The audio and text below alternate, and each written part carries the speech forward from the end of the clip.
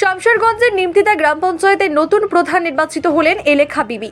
এই মুহূর্তের সবথেকে বড় খবর, অনাস্থা ভোটের মাধ্যমে আলিয়ারা বিবিকে অপসারণ করার পর শামশেরগঞ্জের বিধায়ক নূর আলমের নেতৃত্বে নিমতিতা পঞ্চায়েতের নতুন প্রধান নির্বাচিত হলেন এলেখা বিবি। 30 সদস্য বিশিষ্ট নিমতিতা গ্রাম পঞ্চায়েতে 18-0 ভোটে জোটের প্রধান হিসেবে নির্বাচিত হন তিনি। উল্লেখ করা যেতে পারে, দিন কয়েক আগেই তৃণমূল কংগ্রেসের পরিচালিত শামশেরগঞ্জের নিমতিতা গ্রাম পঞ্চায়েতের প্রধান আলিয়ারা বিবিকে অপসারণ করা হয়। 30 জন গ্রাম পঞ্চায়েত সদস্যের মধ্যে 17 জন সদস্যের উপস্থিতিতে অপসারণ করা হয়েছিল প্রধান আলিয়ারা বিবিকে।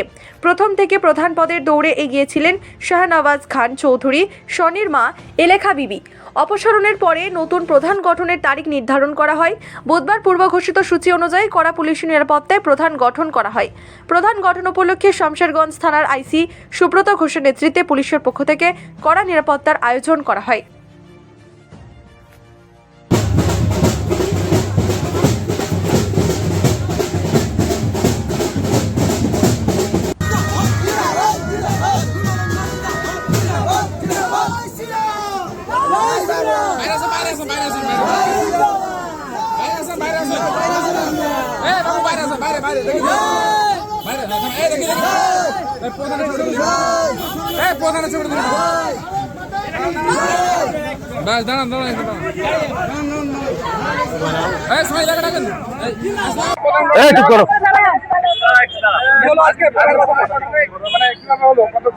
আমরা তো দুর্নীতিগ্রস্ত প্রধানকে আগে অনাস্থাতে ফেলি 17-0-তে।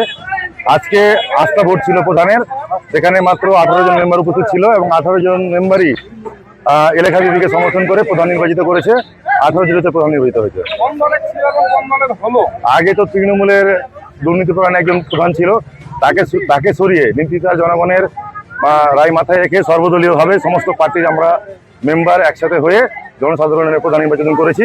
এবং আমাদের এই প্রধান নির্বাচনের ক্ষেত্রে আমার লিডার হচ্ছে এমএলএ নূর আলম, তার সঙ্গে সঙ্গে যারা আরও আমার বিজেপি পার্টি থেকে আরও বিজেপি পার্টি সহ আরও যে সমস্ত পার্টির নেতা নেতৃত্বরা এবং সর্বোচ্চ আমাদের মেম্বাররা, নিমতিতা জনগণ এবং শুভবুদ্ধি সম্পন্ন সমস্ত মানুষ যারা আমাদেরকে এই প্রধান নির্বাচন থেকে শুরু করে সমস্ত কাজে সহযোগিতা করেছে, তাদেরকে আমি অসংখ্য ধন্যবাদ দিতে চাই সমস্ত মেম্বার জনগণকে, শামশেরগঞ্জ ব্লক প্রশাসনকে, আইসি সুব্রত ঘোষকে, যারা এই সুষ্ঠুভাবে আজকে প্রধান নির্বাচনের এই প্রক্রিয়াটাকে সম্পূর্ণ করেছে।